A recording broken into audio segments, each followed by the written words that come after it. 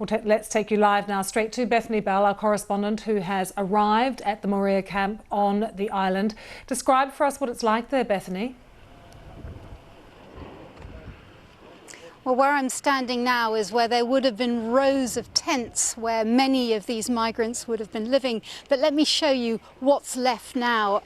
Over here you can see the charred remains of some of those tents, burnt blankets, pieces of wood, and then the things that the people left behind in their rush to escape the flames. Shoes, clothes, food, all left behind. A few people have now returned to the camp to try and salvage a few things, and some people have taken shelter under the few structures that are left here.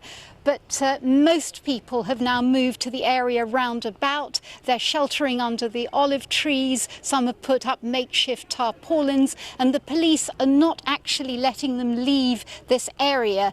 There was one migrant we saw approaching the police roadblock. The police said, go back, COVID, COVID.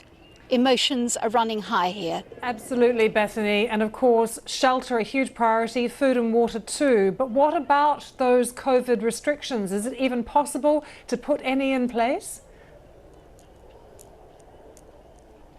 It's a very complicated situation. You have people living literally under the trees. They have a few belongings. Some of them have masks, many of them don't have masks. They don't have anywhere to live at the moment. One person said, we have nowhere to wash. I saw one group of people who'd found a tap that they were trying to wash under.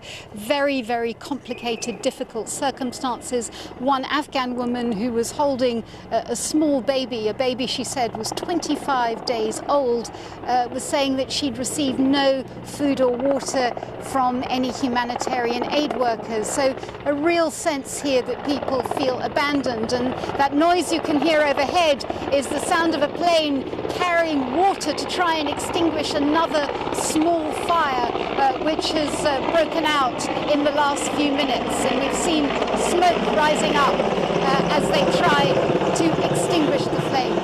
Bethany, thanks so much for joining us. Bethany Bell there live on the island of Lesbos.